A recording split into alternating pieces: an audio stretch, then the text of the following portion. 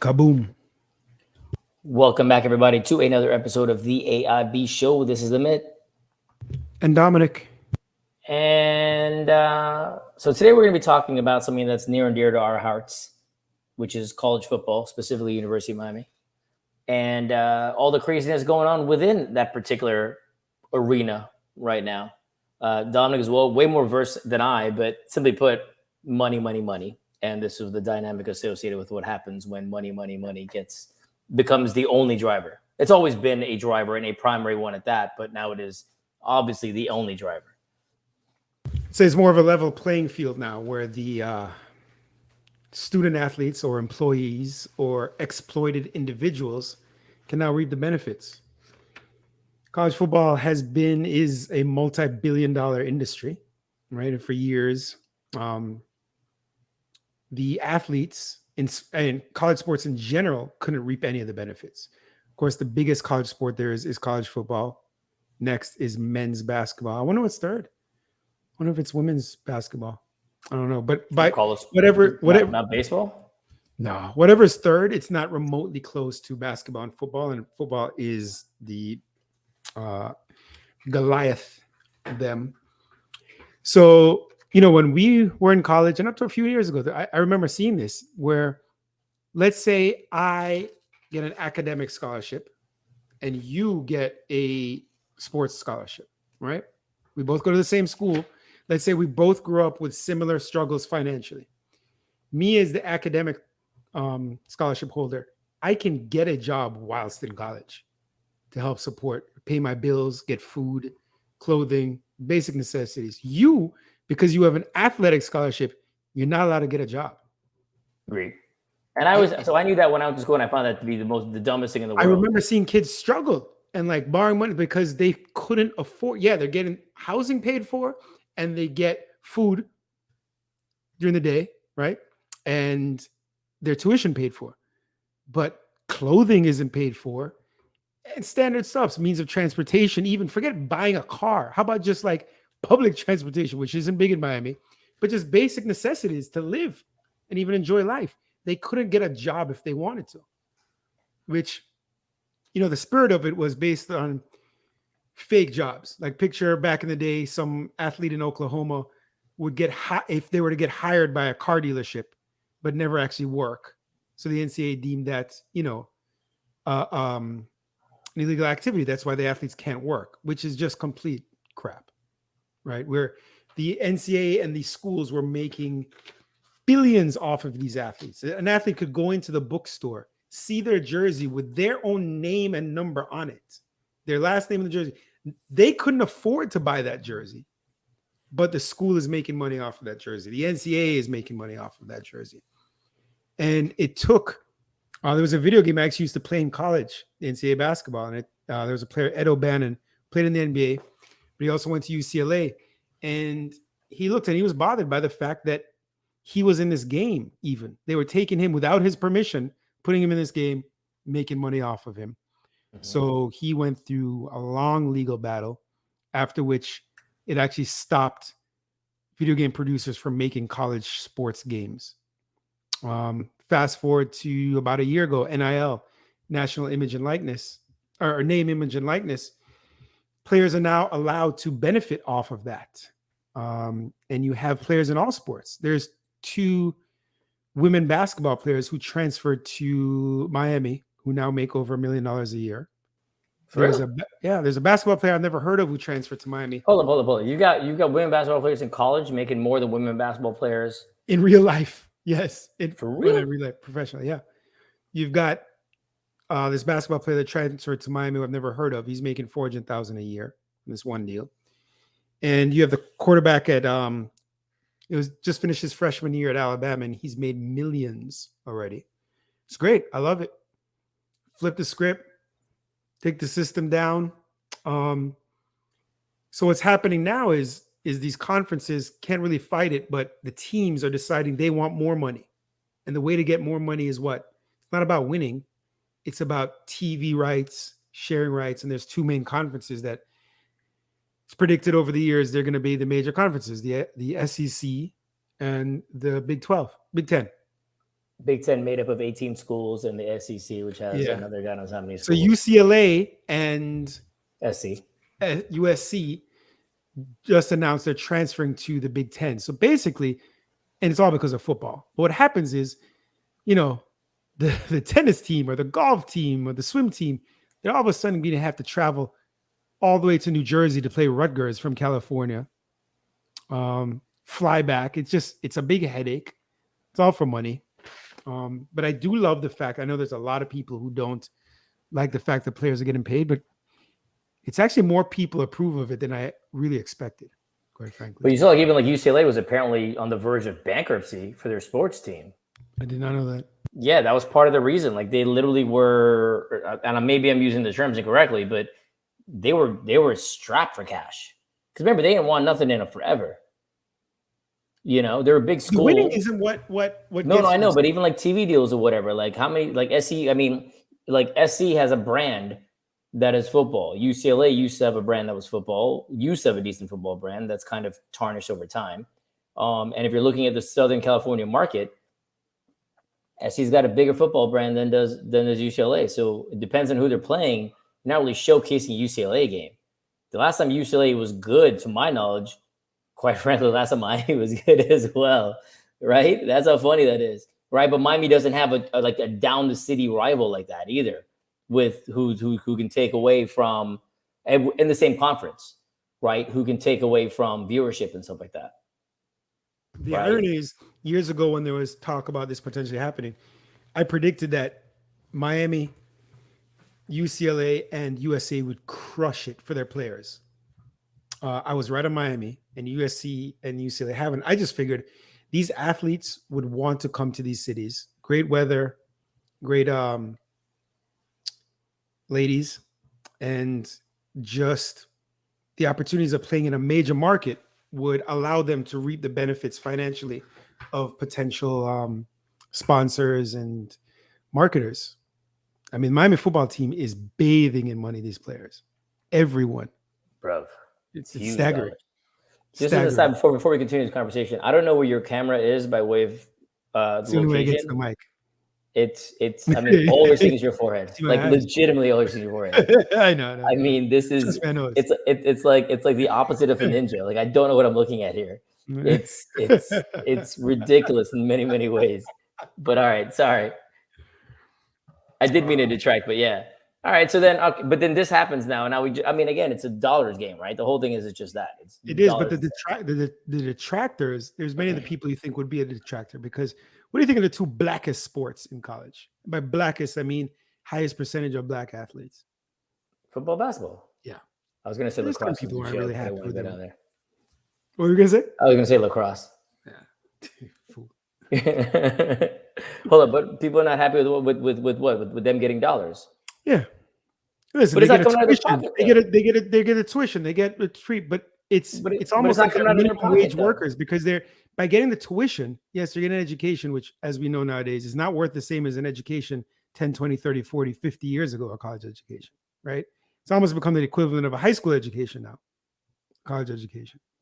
Yeah, I mean, unless you got a secondary degree, right? Like an MBA or something like that. And even, I mean, like having an undergrad doesn't mean much of anything. Having an MBA means that in essence, now you have an undergrad, right? That's where these things have gone.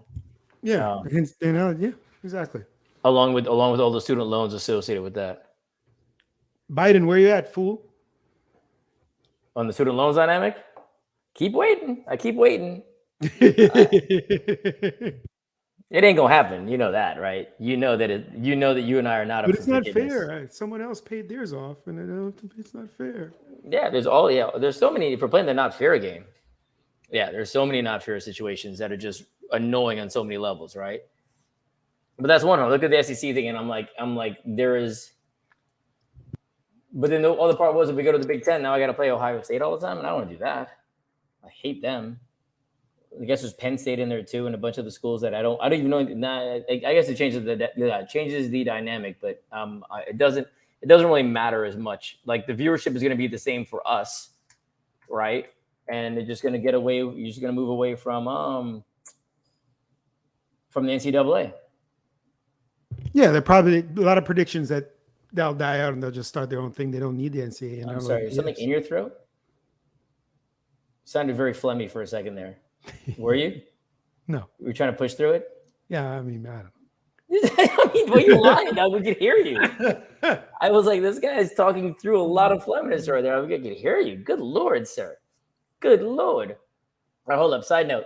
So watching a lot of TV shows these days, obviously, as I'm want to do. And some of you know that Squid Game, there's a reality show coming out on Netflix. And Dominic tried to audition or apply for said show. No, first of all, did you know there was a show before I told you? Yeah. Did I know? I didn't try. I haven't applied yet. I intend to apply this week. I thought you said it was closed. I thought that's why. That's what I said. My daughter wanted me to go on the show called Bullshit with Howie. What's his name? Mandel? What am I? I'm sorry. He's got a show called Bullshit. Yeah. What's his last name? I feel like I'm butchering. Howie Mandel. Yeah. Oh, Howie Mandel. The dude's got OCD. Yeah. No, not OCD. He's a germaphobe. Sorry, I use him interchangeably. That's on me. Yeah, okay. Yeah, he's got a show on Netflix that my kids like. So my daughter begged me to go on it. But it's bullshit. But it's got like asterisks and stuff like that, like in the name. Or do they yell? No, on the show they say it. I don't know about the name itself. Maybe they asterisk the name, but in the show they say it all the time. What kind of kids are you raising, man? Your kids young as hell. Keeping it real, fool. What kind of parenting is that, dude? So daughter wanted me to go on. So I was looking on the application of shows you can apply to, and I saw Squid Game. Oh, I'm applying for that. Take a step back. What is Bullshit, by the way? So you go on stage, and you have 3 people you're playing with, and you get asked because you all starting, and you get asked a question by Howie, right? With 3 or 4 answers, like who wants to be a millionaire? You have to convince them that you know the right answer. Okay. And every time if you say an answer and you convince one of them that you do know the answer, you move on. But if they claim that you're bullshitting, then they get docked points and they can't move on. If in fact you knew the answer. Yeah. So you got to be good. You got to be confident in your answer and then explain how you know it. Interesting. Yeah. So in other words, your kids thought that you were a good liar versus somebody who Conversely, they thought they know that I know a lot. No, they know you got a big head. And they don't know you have a lot in there. No, but the Squid Game is great. It's like Squid Game without death. Well, no, I'm with you there, and you should apply too. Amount of cash. I didn't even know applications still open. Yeah, no, it is. What other shows have you applied for, or would you apply for? I've never applied for a show. Because I applied for 2 shows. Amazing Race. Amazing Race is one of them. With my friend Amy Green. Oh, you applied for Apprentice? I filmed you. An Apprentice, yes, an Apprentice. With, season 1. Donald Trump. Season 1, Apprentice. Yeah. So those are only 2 shows that I've applied for. I did it. Yeah, The Amazing Race and The Apprentice. And Amazing Race would have been like the best thing in the world. The Apprentice, I don't know why I even cared about that because I don't really care about that stuff too much. But The Amazing Race would have been dope to travel and do. I still want to do that one actually. It's like 20 odd seasons in. I would still do that one. Back. No, it's been on. I watched a little bit. Yeah, no, that show is dope. That show is dope. The Squid Game thing I haven't looked into. I gotta look into that one. And then what we're gonna play with Chutes and Ladders, like American version games, like tag, like right? Because we're not playing Korean games, obviously. You know, so I don't know that game. And one of my boys in the building, August 10th, I think, the Indian Matchmaker show. Oh, you should go on that. Yeah. You know, except it's dating Indian women as well, which is not something that I generally go down that path with, so that'd be problematic. But who knows? I actually should reach out to him and see if we can get me in with the whatchamacallit, with the casting director, because he filmed it all. He did it all down here. I think he flew a couple times. So yeah, I have no idea. I'm curious to watch the show because he's in it, but I've never seen the original. I'm assuming you haven't either. Or the first season? No, never seen it. I didn't even realize it was a show. Yeah, dude. There's like, you know, an Indian woman who's the judge and the auntie and trying to govern the whole dynamic. But I've never actually watched. She's the one who like puts people together. She's the matchmaker. But yeah, I have no idea how this plays out. Like I know they interviewed him and like his dad and stuff like that and his brothers. And they shot some stuff here in the building. But yeah, I have no idea how that will play out. What's the latest with the dating? Haven't gone on one in a minute. Yeah, it's been a minute. Very exciting.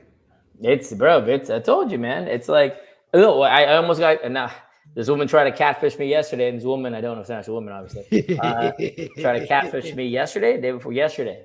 And I was like, And I was like, all right, we're done. Literally didn't respond. Like I wrote like one response and I was like, this is catfishing. And then just let it be. And then get a notification today saying, hey, we've removed so-and-so from your thing. I was like, obviously. Like, I mean, I'm getting really good at identifying these people from images alone, which is pretty sad because now that means I trust nobody. Like, I assume everybody's fake as hell. Like, fake, not just profile, just every part of you. Like, I'm just like, all of this is there. If I see even people who are real, I'm like, well, you're not that real. Like, it's really, really, really a bad way to go into anything. Like, I'm going in not believing in anybody. You know? So it's a very... In today's Who Knows, Amit once told an old girl who wanted to, not an old girl, an ex-girlfriend who wanted to go out to dinner, nice romantic dinner with him, to go fetch dinner in the freezer. First of all, that's not the way that went down. Really? That's not, no, man, that's not the way that went down. I'd never use the word fetch. No, that's not the way it went down. And obviously that woman was smart enough to leave me a long time ago. Speaking of a long time ago, the Webb Space Telescope. You been looking at the images? I was going to ask you. No, I haven't looked at it. I saw one at a glance, but no, I haven't looked at the images. Fascinating. So this telescope, originally was supposed to cost $1.5 billion, crept up upwards of $10 billion. And it's the closest thing to a time machine we've ever had because it's gone and captured images of light that's taken 13 billion years to reach us. Think about that. 13 billion years. That's the image. All these pictures floating around. See these pictures floating around were from 13 billion years ago.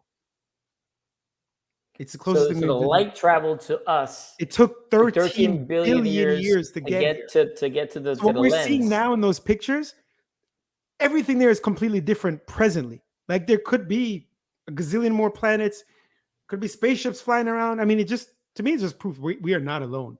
Like the fact that it's just so that's proof. much. So everything else beyond that. I've always felt this, but just there's so much out there, so much that we'll never see. And our galaxy is like a speck of sand or grain of sand, along Miami Beach. It's just crazy. Yeah, I've seen the opening credits of Men in Black. Maybe how small this world is. Yeah, so like the images, some of them are pretty damn cool. I've not seen any. I mean, I saw a little bit of it, but I didn't really get too much. SpaceX had it. Did you see the SpaceX launch? I felt like it was in my backyard yesterday, and it looked like this thing was gonna crash. It was wild. Yesterday. You literally saw it. Oh, I went outside. I didn't know what it was. I went outside and I called. Oh, you went outside because you're gonna record a podcast. You went outside like that, just like, oh. And then no, I was one with nature. I was grounding myself in nature just to explore and just. Were you barefoot? I was. Get the hell! You're a lying ass. I was. You're a lying ass. 100%. Were you cleaning up outside? I was taking the garbage out, man. Hold up. Took the garbage out barefoot? Yeah. Don't make it sound like that's a normal thing. Put some shoes on. Why would you not? Why are you no shoes to take the garbage out? Again, be one with nature. I don't even know where to start with this. This is problematic. Your wife is okay with this? He's walking the house and just jump in the bed willy-nilly with your dirty ass feet? No. That doesn't happen. So you put on shoes when you come inside your house. This is you guys just flip it. Yeah. It's like, hey, I'm gonna take the dirty feet outside, put them in shoes inside. This rocket was going up and down like I didn't know it was a rocket. You just see this plume of smoke, huge, then small, then huge, up and down. It honestly, looked like something was gonna crash. It looked like, my neighbor's kid was like, it's an alien. It looked funky and weird.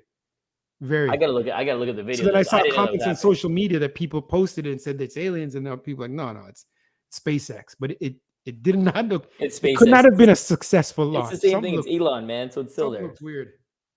It's weird. Elon, so it is somewhat alien-esque. And talking about things we think and are very wrong about.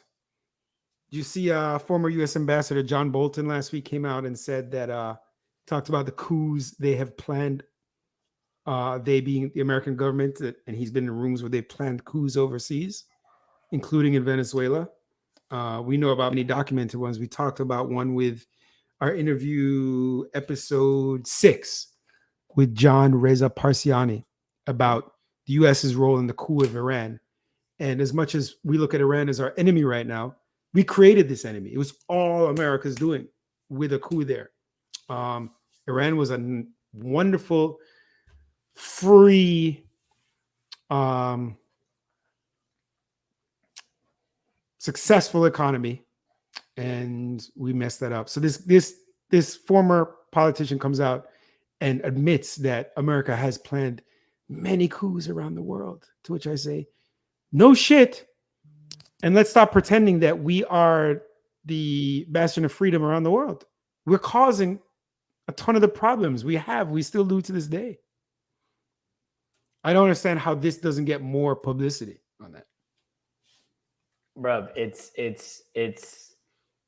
I mean, but you know that already, man. Like, it's, again, these are things that we just don't talk about in general. It's just all kind of craziness, you know? On a like, yeah, if we're talking about coups or whatever, we know that we're involved in way more things than we claim to be involved in, you know? And it's kind of the way our situation is. One random thought that's not related to coups at all, just looking on the Twitter sphere. Did you know that apparently Miami ranks as one of the most expensive city apparently currently. Yeah, it's been like that for a while. Per capita income. And I remember when it was the cheapest. Yeah, and but then I saw a thing yesterday too that New York apartments going the median price $5K. So how is Miami more expensive? Well, that's what I was saying. So I was like, I don't understand this, but I'm assuming they're doing it in Miami based on earnings or something to that effect, right? Oh, it's like a ratio based on because we don't make New York money, obviously, but $5K for a studio or one bedroom, bro. It makes no kind of sense to me. This is just madness. Like, I don't understand this. I don't understand where these dollars are coming from or how this is happening. You know, don't you wish you still owned your properties? Your apartment building, you'd have been crushing it. Yes, I do. I mean, you'd have been broke as hell before this happened. You find Chapter 11 a couple times over, but now you'd be crushing it. Yes, I do. Yes, I do. Now, now you'd be all over it. Yeah, the housing crisis is it's pretty wild. But then they're also pricing people out of their own neighborhoods. It bothers me, man. No, they're building up stuff right, but this is always the case, man. Like, yeah, but pricing the people who've had to deal with the neighborhoods and haven't had to go anywhere else. That government policies led to the neighborhoods being quote unquote bad. And now we're pricing these people out of their own neighborhoods that they've been in for years, decades, and generations. Overtown being one of them. But again, that was once thriving neighborhood, thriving bastion of black neighborhoods in America that the government came in through in 1995 because they couldn't mess up a white neighborhood, destroyed it, kicked people out, split it up. Overtown went down the drain and for years has struggled. And now we've got developers coming in there buying it up, and these people can't afford to live it where they've been forever. This is America. All right. Oh, by the way, show to watch real quick. This is just an aside, and we can end on this note. Terminal List. Wasn't too keen on watching the show. Started watching the show. I mean, again, I don't understand. I mean, I'm on it's a show. Ep8. Yeah. Ep8's the last episode. Ep8's last 7 that it wasn't feeling, but yeah. Yeah, I haven't finished 8. I haven't started 8 yet. That's the last one I got finished. Now I finished 7. But damn, there's just a bunch of I mean, some of it's pretty like some of the stuff you can see coming. Other stuff you're like, all right, that was pretty aggressive. Like I saw that happening, but not the way they did it. Like they got pretty grimy with some of the action sequences. It's a show with Chris Pratt on Amazon Prime. The Terminal List. Yeah. So it's based on a book apparently, which I'm never going to read, but apparently there's a book about this, and that's where it came from. I like it too. I told you this in the group chat that it doesn't particularly support U.S. propaganda crap we see in some of these other shows that make it seem like the whole world is bad and we're so good and we have to go in and save everybody when we just go in killing everybody. So there's that. I appreciate it. I just saw this. The Attorney General of Indiana, Todd Rokita, is moving to criminally prosecute the doctor who helped a 10-year-old Ohio rape victim receive an abortion. You got to be kidding me. Nope. Okay, so a few things. This guy has moved up on my list of people I want to get kicked have them kicked in their gonads. Hold on, which guy we're talking about? The prosecutor or the attorney general. We're talking about Todd. We're talking about Todd Rokita. No, you're talking about Jim Johnson or whatever you're talking about. No, I'm talking about Todd. You're saying he's prosecuting it, right? Well, yeah, okay, all right. Okay, that's why he moved. I didn't know he was on your list, so he just made it to your list. You was on your list. I'm not sure who he passes. I'm not even sure who's on the list, but he made it to the list and is passing. Okay, sorry. I thought you meant he was on your list, and I was like, what else did he do? No. I didn't even know this man. He's going to prosecute a doctor who helps with an abortion. He's moving too criminally. I don't know what that really means, but it gotta be. I assume this girl was raped. She's 10. So yes, period. There's no way around that. Period. You're 10 years old. It's I don't even have kids, man, but you're 10 years old. You ain't got, I mean, come on. Yeah, and then unfortunately I'm numb to so much, but this does sadden me. It's just wild. It's sad. Yeah. It's ridiculous in so many levels. So many levels. But I was talking about happy things and I brought it down for a second. And so now I'm going to move on. And by the way, you mentioned Little Baby last week. And now there's Little Baby's got a show, apparently. Little Baby. Bro, that's what I said. Little. No, you keep saying Little. L-I-L. Little Baby's got a show called Untrapped. The story of Little Baby drops on August 26th on Prime Video. Who the F is this guy? The biggest hip-hop person in hip-hop. The biggest. Yeah, but I mean, he's already got a show. Like, I mean, this guy's he's been around for 3 years now with like a gazillion songs. 3 years? Yeah. Yeah. Are you just making that up, Doug? I never heard this dude. I mean, I'm sure I heard one of his tracks if I played, but heard dozens. I'm telling you. But really, dude deserves a documentary or a show about him already? Yeah. No doubt. Little Baby, huh? Huh. All right. I'll take your word for it. I got to go Google this cat to see what else he's done because I don't know anything he's done yet. Literally, I don't know nothing this man's done. So I have to look into this one. But anyway, I'm going to go and try to enjoy my weekend. On a Monday? Soon. I didn't realize you had a new work schedule. Are you off Mondays and Tuesdays now?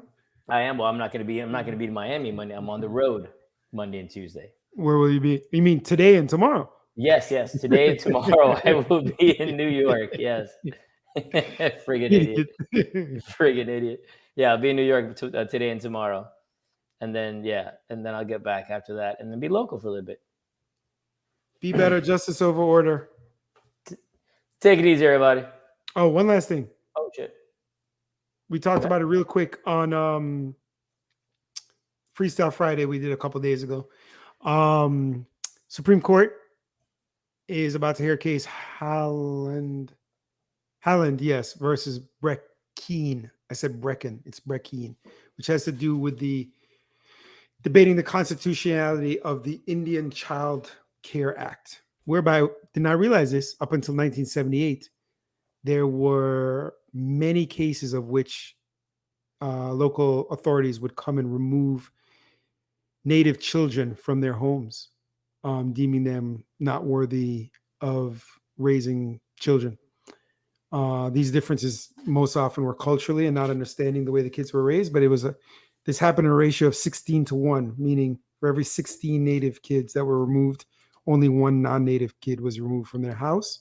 This act was enacted to protect the culture, the tribe, and these children, which were essentially placed in non-Native homes, stripped of their heritage, their understanding, their language, and just essentially indoctrinated into a way of living which goes against everything that their culture promotes and believes in. And the Supreme Court is about to hear this case, which, enjoy the weekend. You just said it was in the weekend. The week. Freaking guy. All right. Take it easy, everybody. All right. Justice of order.